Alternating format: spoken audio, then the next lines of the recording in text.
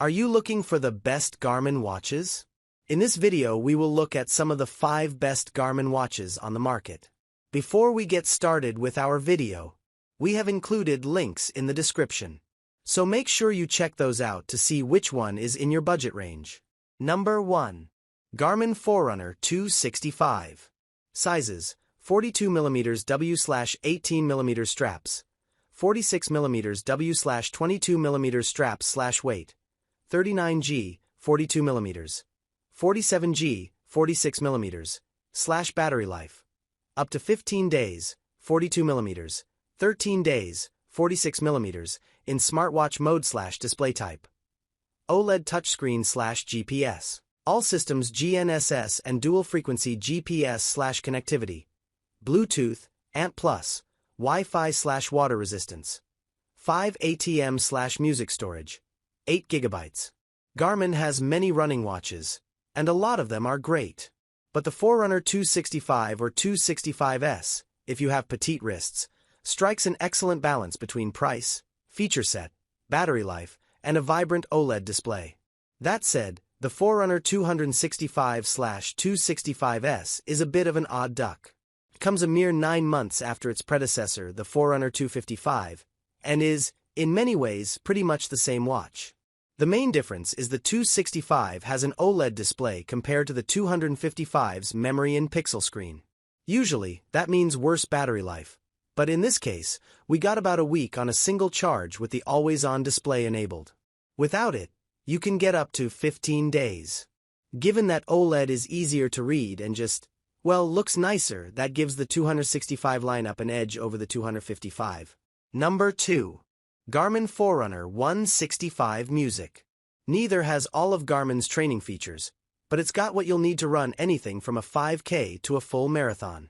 That includes a race predictor, which gives you an estimate of what your best time would be based on your actual training. You can also use Pace Pro to figure out your pacing strategy for a race. You also get Garmin's training readiness feature to help gauge load and recovery, Garmin coach plans, and a host of running form metrics. It also supports offline music and safety features like fall detection. The only thing they lack is advanced mapping.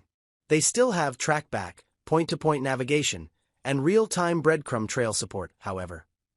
Number 3. Garmin Epix Pro Sapphire Edition, 42mm.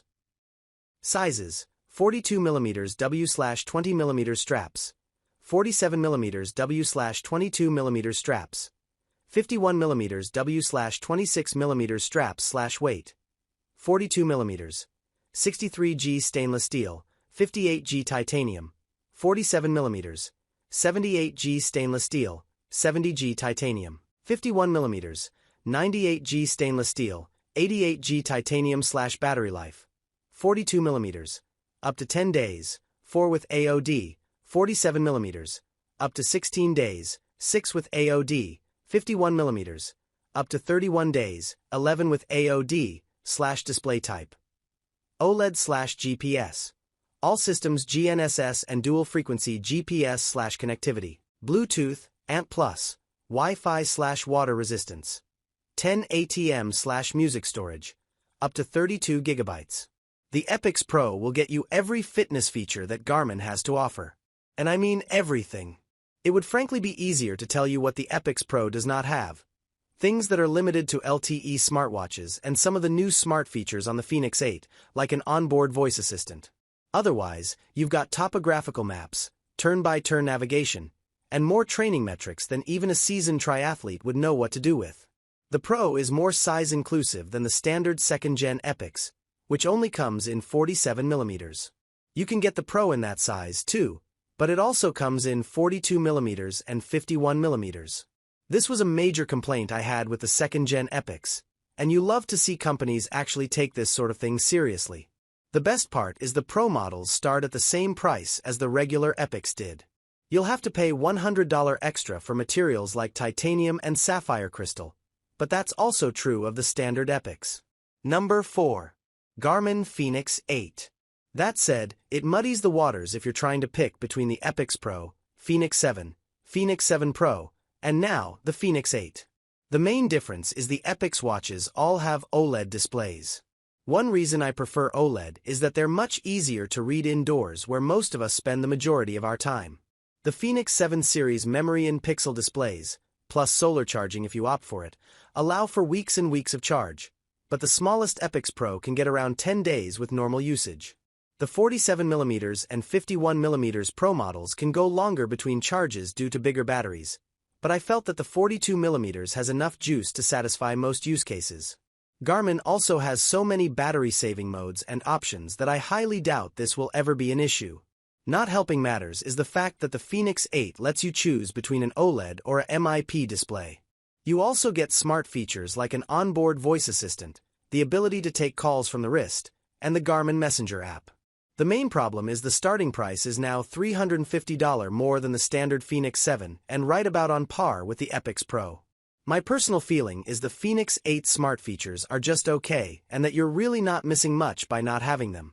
We also often see discounts on older models, so I would put on my bargain hunting hat for a discounted Epix Pro or Fenix 7 Pro while inventory is still available.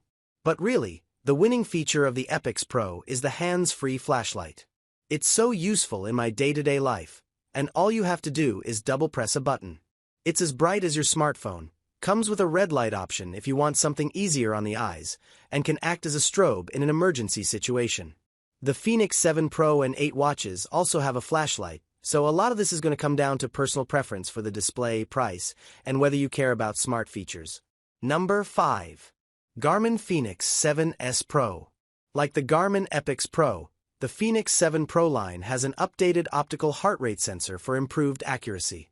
It also has excellent battery life, a slightly brighter MIP display, solar charging, and the option of upgrading to Sapphire crystal. If you're set on the most battery life possible, I recommend the Fenix 7 Pro over the standard 7 for a few reasons. Its MIP display is slightly brighter, all sizes have the flashlight, and like the Epix Pro, it has an updated sensor array.